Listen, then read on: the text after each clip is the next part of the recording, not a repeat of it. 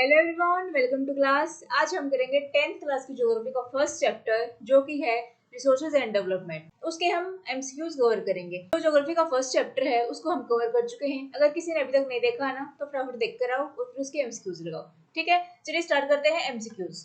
देखो, जो first MCQ है हमारा वो क्या पूछ रहा है, विच one of the following soil is ideal for growing cotton. ये पूछा गया है कि कॉटन के लिए कौन सी सोइल बेस्ट है, कौन सी सोइल बेस्ट है कॉटन के लिए। तो देखो, हमने चैप्टर में 6 सोइल के बारे में पढ़ा था। Alluvial soil, black soil, arid soil, laterite soil.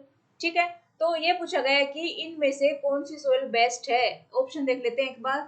First दिया गया है रेगड सोइल, सेकंड है लेटराइट, थर्ड है डेजर्ट एंड फोर्थ है माउंटेन सोइल। अब देखो, जो रेगड सोइल है हमारी उसको क्या बोलते हैं, ब्लैक सोइल। यानी कि ब्लैक सोइल का दूसरा नाम क्या है, रेगड सोइल, यानी कि रेगड मृदा।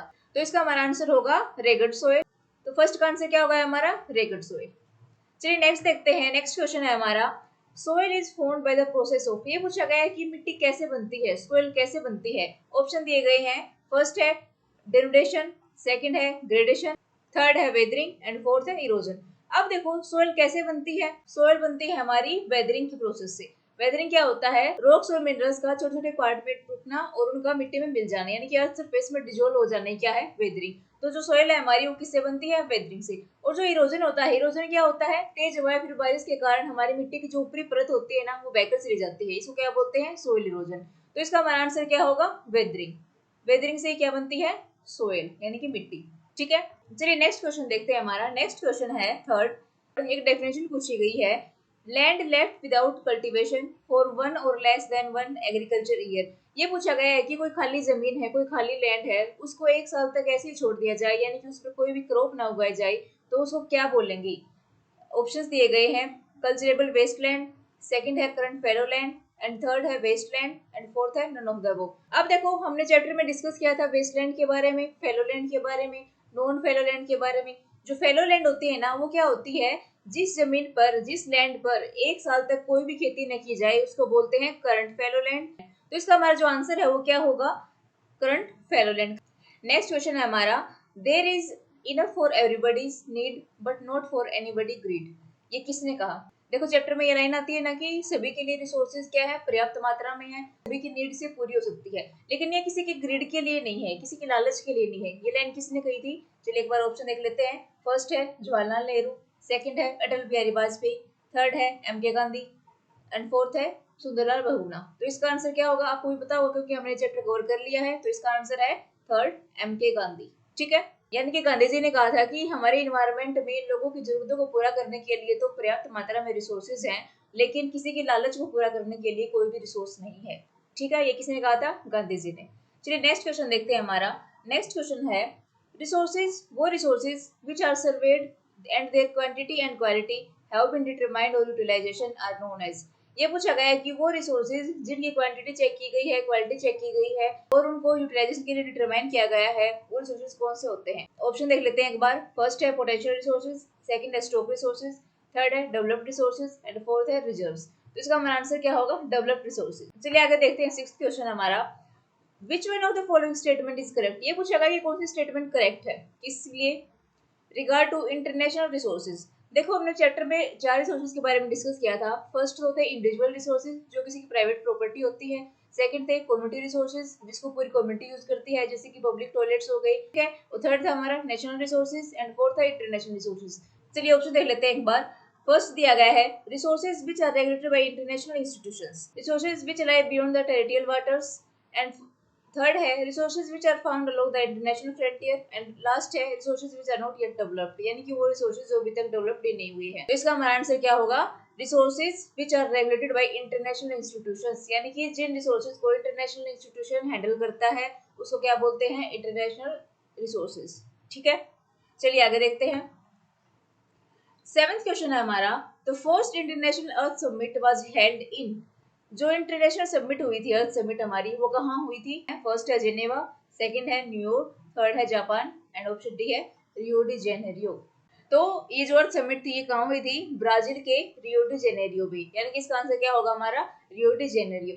ये अर्थ समिट क्यों हुई थी, किस लिए हुई थी, ये इस मैटर पर डिस्कस करने के लिए हुई थी, रिसोर्सेज को कैसे बचाएं और उनको बचाने के लिए क्या क्या उपाय करें। ठीक है, नेक्स्ट क्वेश्चन देखते हैं हमारा। नेक्स्ट है the most wide spread relief features in India is. Options है माउंटेन्स, फॉरेस्ट, प्लेन्स, प्लेटूज। ये पूछा गया कि इनमें से कौन सा फीचर हमारे इंडिया में ज्यादा जगह लेता है, यानी कि काफी दूर तक फैला हुआ है। तो देखो हमने चैप्टर में डिस्कस किया था, हमारे 43% पर क्या है, प्लेन्स है, 27% पर क्या है, हमारे प्लेटूज है, 30% पर क्या है, हमारे माउंटेन्स है। ठीक है, तो इसका हमारा आंसर क्या होगा, प्लेन्स। यानी कि हमारे इंडिया में प्लेन्स काफी दूर तक फैले हुए हैं, यानी कि हमारे इंडिया का मैदानी भाग काफी ज्यादा है। ठीक है, तो इसका आंसर क्या होगा, हमारा प्लेन्स। आपको समझ में आ रहा होगा अच्छे से, इनको अच्छे से याद कर लेना, क्योंकि ये एग्जाम के पॉइंट ऑफ व्यू से काफी इंपॉर्टेंट है। एमसीक्यूज यहीं से आते हैं, एमसीक्यू चैप्टर से ही तो बनते हैं। आप चैप्टर तो अच्छे से पढ़ते नहीं हो, फिर कहते हैं कि ये कहाँ से आ गया, हमने तो पढ़ा ही नहीं। ठीक है, तो अच्छे से पढ़ो। आगे देखो 10th क्वेश्चन हमारा, which one of the following statement true about the term resources. ये पूछा गया है कि रिसोर्सेज के लिए कौन सी टर्म सही है। देख लेते हैं एक बार। Resources are free gift of nature, they are functions of human activities. Third है all those things which are found in nature, things which can not be used to fulfil our needs. तो इसका answer क्या होगा, हमारा option B, they are the functions of human activities. ये human activities के functions हैं। Okay, next देख लेते हैं। नेक्स्ट क्वेश्चन हमारा, the red soil is red in colour because. ये हम चैप्टर में पढ़ चुके हैं, फटाफट आंसर दीजिए। रेड जो सोइल होती है हमारी, वो रेड क्यों होती है, लाल जो मृदा होती है वो लाल क्यों होती है। फर्स्ट ऑप्शन देखते हैं, it is rich in humus, ये ह्यूमस से रिच होती है। ऑप्शन बी है it is rich in iron compounds. Option C है it is dried from volcanic origin.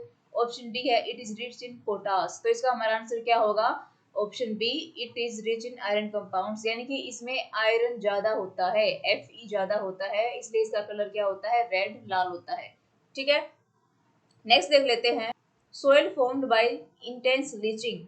अब ये पूछा गया कि जो हमने 6 टाइप की सोइल पढ़ी थी, उनमें से कौन सी सोइल ऐसी है जो लीचिंग की प्रोसेस से बनती है। तो देखो ऑप्शंस दिए गए हैं, एलुवियल सोइल, ऑप्शन बी है रेड सोइल, ऑप्शन सी है laterite soil and option D है डेजर्ट। अब देखो जो लेटराइट सोइल है हमारी, ये क्या है, इसका राइट आंसर है। जो लेटराइट सोइल है वो कहाँ पाई जाती है, हाई टेम्परेचर और हाई रेनफॉल वाले रीजन में पाई जाती है। और ज्यादा बारिश होने के कारण इनके जो मिनरल्स होते हैं वो क्या होते हैं, लीची के कारण बहकर चले जाते हैं। तो जो लीची के कारण जो बनती है सोइल, उसको क्या बोलते हैं, लेटराइट सोइल। ठीक है, चलिए आगे देखते हैं। नेक्स्ट क्वेश्चन है हमारा, which one of the following type of resource is iron ore. ये पूछा गया है कि जो आयरन ओर है, जो आयरन है हमारा Fe है, वो कौन सा रिसोर्स है। फर्स्ट ऑप्शन है रिन्यूएबल, यानी कि इसको आसानी से फिर से रिन्यू किया जा सकता है। ऑप्शन बी है बायोटिक, ये लिविंग थिंग्स है। ऑप्शन सी है फ्लो, ऑप्शन डी है नॉन रिन्यूएबल। तो इसका हमारा आंसर क्या होगा, आयरन ओर। आयरन ओर का ये क्या है, नॉन रिन्यूएबल है, यानी कि एक बार खत्म हो गया ना तो इसको फिर से रिजनरेट करने में कई साल लग जाएंगे। ठीक है, नेक्स्ट क्वेश्चन देखते हैं, नेक्स्ट और last. Which one of the following is the main cause of land degradation in Punjab. Land degradation क्या होता है, पहले तो ये बताओ। जो हमारी सोइल है, जो हमारी लैंड है, उसकी क्वालिटी पे डिक्लाइन होना क्या कहलाते हैं, लैंड डिग्रेडेशन। यानी कि हमारी सोइल का खराब होना, लैंड का खराब होना ही क्या है, डिग्रेडेशन। तो चलो देखते हैं जो लैंड डिग्रेडेशन के क्या रीजन थे पंजाब में। फर्स्ट ऑप्शन है इंटेंसिव कल्टीवेशन, यानी कि वहां पर ज्यादा खेती की जाती है। ऑप्शन बी डिफोरेस्टेशन, यानी कि वहां पर ज्यादा पेड़ को काटा जाता है। और नेक्स्ट ऑप्शन है हमारा ओवर इरिगेशन, यानी कि ज्यादा इरिगेशन करने के कारण भी क्या हो रही है, पंजाब में लैंड डिग्रेड हो रही है। एंड लास्ट ऑप्शन है हमारा, वो क्या है, ओवर ग्रेजिंग, यानी कि ज्यादा पशुओं को चराने के कारण भी क्या है, लैंड डिग्रेड हो रही है। तो ये पूछा गया है कि पंजाब में डिग्रेडेशन का क्या कारण था, मेन रीजन क्या है। तो इसका हमारा आंसर क्या होगा, option C. Option C is right. अगर आपको वीडियो अच्छी लगी हो तो इस चैनल को लाइक शेयर एंड सब्सक्राइब करें।